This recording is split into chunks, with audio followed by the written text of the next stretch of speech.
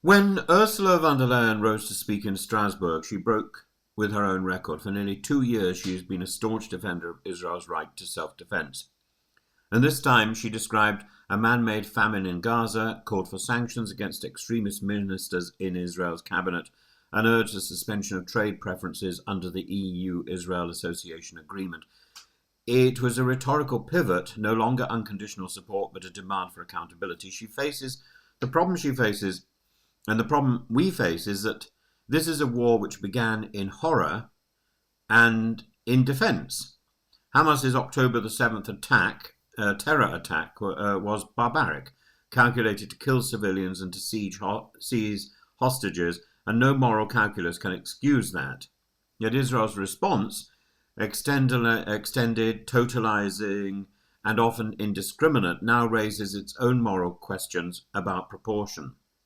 And this is where the medieval distinctions of a just war theory still matter. Augustine and Aquinas taught us that war can only be just if it is waged for a legitimate cause, declared by a lawful authority, conducted with proportionality and discrimination, and to defend one's people from massacre and hostage-taking is a legitimate cause. But to use famine as a weapon to bomb whole neighborhoods, to extend the war without clear limits, this is not proportional, and it's not discriminating. Von der Leyen's speech reflects the ancient dilemma. How long can Europe look at Gaza and still call this defense, when hospitals are starved of fuel, when aid convoys are turned back, when children waste away? Is this still about freeing hostages, or has it become an obliteration of a people's future? Her call is also political. The EU is Israel's largest trading partner. 32% of Israel's global trade is with Europe, yet Israel accounts for less than 1% of Europe's trade. That is leverage, and von der Leyen is signalling that Europe must use it, not out of hostility to Israel, but out of fidelity to international law and to the two-state solution. It is notable that she made her announcement under pressure from mass protests in European capitals, from her own staff, from MEPs who stood in the chamber dressed in red for Gaza. Some will say it is too little too late. Amnesty International called it shamefully late. Yet symbolically it matters, because if a German centre-right politician, one who initially defended Israel without hesitation, now says enough is enough, the ground has shifted. And the challenge, of course, is unanimity. Hungary, Germany, Italy remain opposed to sanctions. Spain, Ireland and the Netherlands push hard for them. Von der Leyen herself admitted that it will be too much for some, too little for others, but she also suggested the EU must break free from the shackles of unanimity.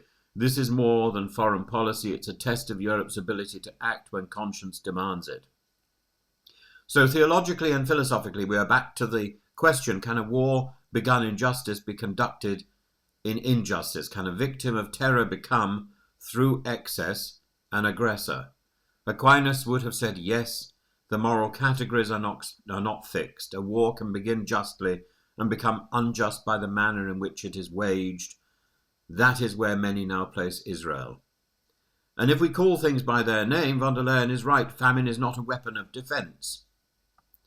The prevention of food and medicine is not liberation. The bombardment of civilian quarters is not the pathway to hostages' return. At some point, sane people, her phrase, for the sake of the children, for the sake of humanity, must recognize this is not the justice of war, but the corruption of war. Von der Leyen insists she remains a long-standing friend of Israel. That is why her speech matters. It is often friends who must tell hard truths. The real friends of Israel are those who urge restraint, who remind it of its founding democratic ideals, who insist that survival does not require the starvation of others.